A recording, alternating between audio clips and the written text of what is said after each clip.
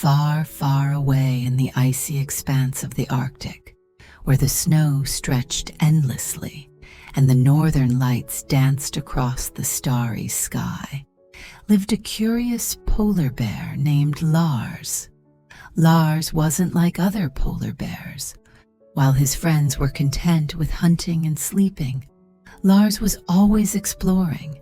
He loved uncovering the secrets hidden beneath the ice and snow. One moonlit night, while wandering along the frozen shoreline, Lars noticed something peculiar. Nestled among the ice shards was an object he had never seen before. It was small, round, and gleamed softly under the moonlight. Carefully nudging it with his paw, Lars realized it was an oyster, a creature he had only heard about in whispered tales from migrating seals. An oyster? All the way out here? Lars muttered, his breath fogging the cold air. Curiosity prickled his fur as he examined the shell. It seemed ordinary enough, but something about it felt different. When Lars tried to open it, it refused to budge. It was as if the oyster was guarding a secret. The winds howled louder, urging Lars to take the oyster home. He cradled it in his large paws and padded back to his cozy den. As he placed the oyster on a smooth stone near the fire he had built, Lars noticed strange patterns etched onto its surface, swirls and symbols that seemed to shimmer faintly. That night, Lars couldn't sleep. He kept staring at the oyster, feeling an odd pull, as if it was calling to him. Finally, he whispered, "What are you hiding?" As if in response, the oyster began to glow. Its shell slowly creaked open, revealing a pearl unlike any Lars had imagined. It wasn't just beautiful. It was alive with light, swirling with colors that mirrored the northern lights. The pearl spoke, not in words, but in feelings and images. Lars saw visions of a vast underwater kingdom, teeming with life and colors he couldn't have dreamed of. He saw creatures swimming gracefully, their laughter echoing through the water. And then he saw darkness, a shadowy figure with glowing red eyes, spreading fear and chaos. The pearl seemed to plead with Lars, showing him that this kingdom needed help. It was trapped in the oyster to protect it from the shadow, and only someone brave and pure of heart could return it to its rightful place. Lars hesitated. "But I'm just a bear. What can I do?" The pearl glowed brighter, filling him with warmth and courage. It was as if it believed in him more than he believed in himself. Determined, Lars set out the next morning, carrying the oyster with him. He followed the visions the pearl shared, guiding him to an ancient hidden cove where the ice gave way to a shimmering blue sea. As Lars plunged into the freezing water, he felt a strange energy surrounding him. It was as if the pearl was protecting him, letting him swim deeper than any bear ever could. He soon reached the kingdom he had seen, a breathtaking underwater world full of vibrant coral palaces and shimmering schools of fish. But the shadow was there too, looming over the kingdom. It noticed Lars and surged toward him, its red eyes blazing with fury. Lars felt fear creeping in, but the pearl's light grew stronger, pushing the shadow back. Gathering all his courage, Lars held the pearl high, its light exploding like a supernova. The shadow let out an ear-piercing shriek before vanishing into nothingness. The kingdom erupted in joy, its residents swimming around Lars, thanking him for his bravery. Exhausted but happy, Lars returned to the surface. The oyster, now empty, floated away, its mission complete. As Lars climbed back onto the ice, he looked up at the sky. The northern lights seemed brighter than ever, as if the world itself was thanking him. That night, as Lars curled up in his den, he felt a peaceful warmth in his chest. He had discovered something greater than any treasure, a story of courage, kindness, and the belief that even the smallest creatures can carry the brightest lights. And as he drifted off to sleep, he smiled, knowing that the oyster had found him for a reason. Lars woke up the next morning feeling a sense of accomplishment. The pearl's light had saved an entire underwater kingdom, and he believed his adventure was over. But deep down, he couldn't shake the feeling that the shadow wasn't entirely gone. Days passed peacefully in the Arctic, the snow glittering under the pale sun. Lars went back to his explorations, but everywhere he went, he felt a strange stillness, as if the world was holding its breath. The seals were quieter, the wind seemed colder, and the northern lights had lost some of their vibrant colors.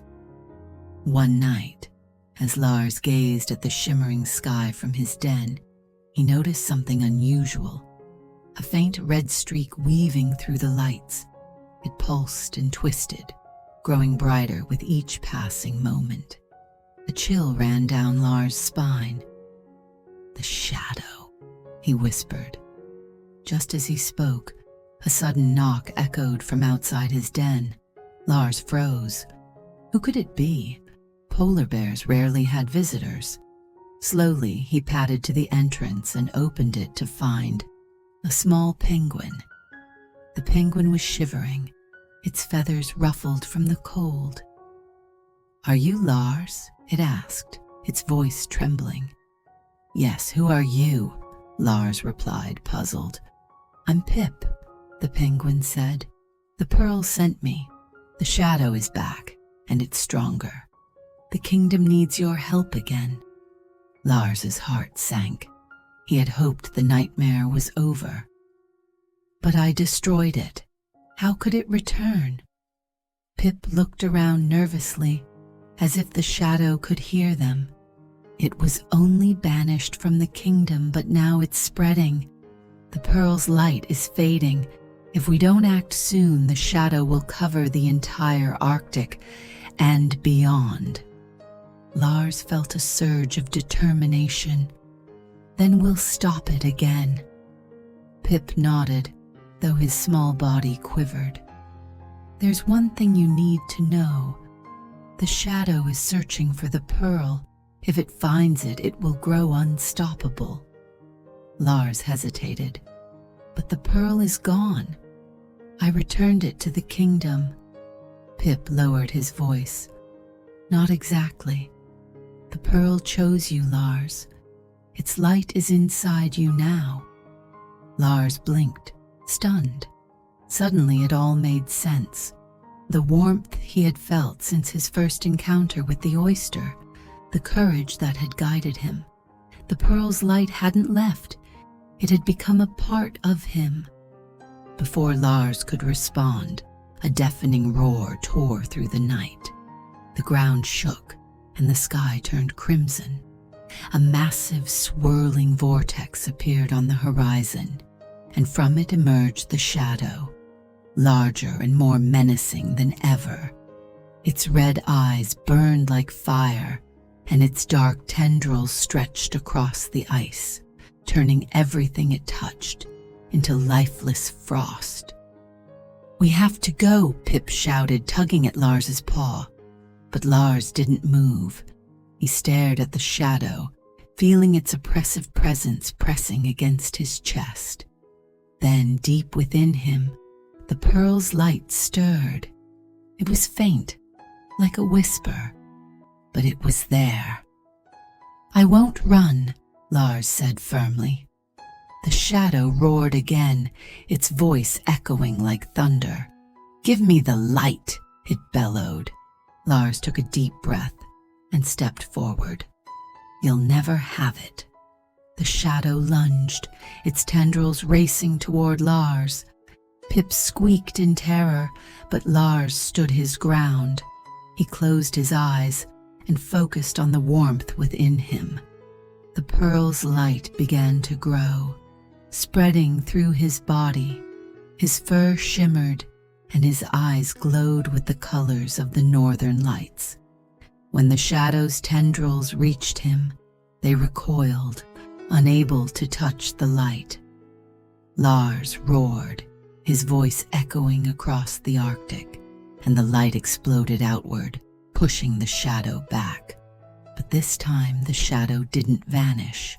It shrank, retreating into the vortex, but its red eyes lingered, filled with fury. "This isn't over, polar bear," it growled.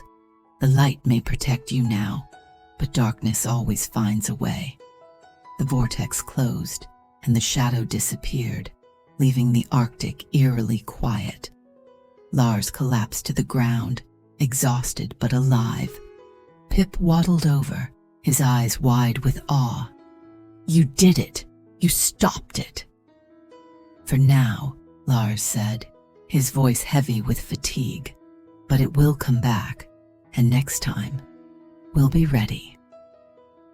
As the northern lights returned to their full brilliance, Lars realized that his journey was far from over.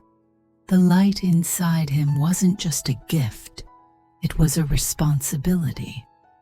And as long as the shadow existed, he would protect the Arctic and the Pearl's legacy.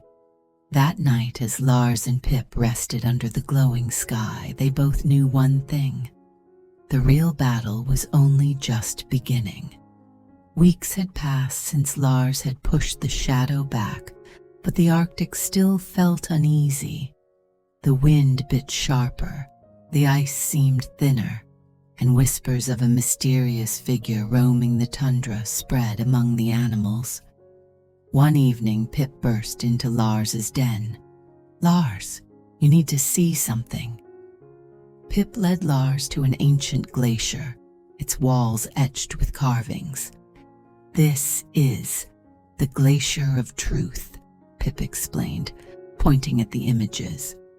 They showed the Arctic's history, the rise of the underwater kingdom, and the shadow. Lars paused at a carving of a glowing figure surrounded by darkness. "Who's this?" "The Keeper of Shadows," Pip said.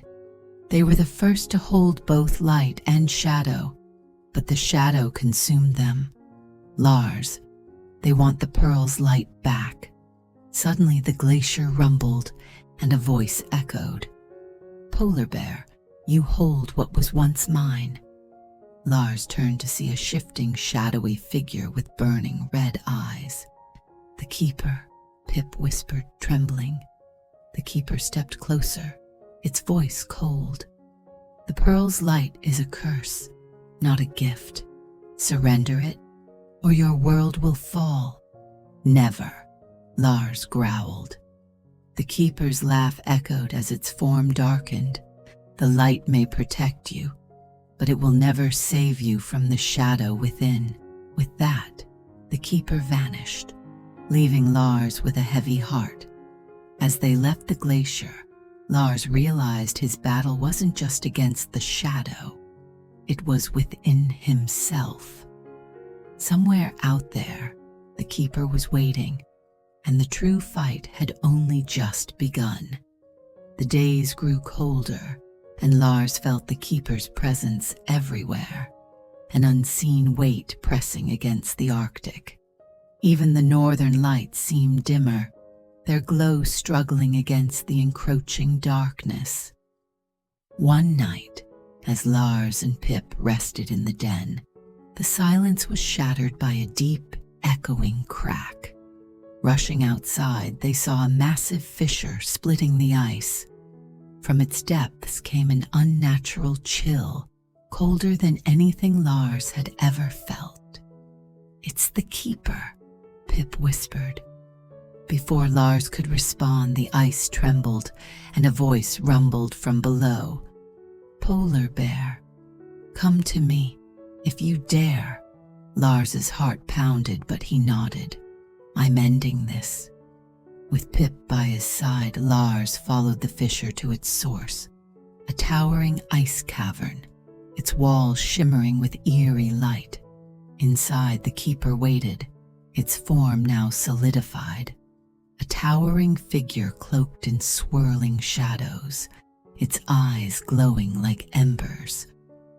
You are brave, the keeper said, its voice deep and resonant, but bravery will not save you.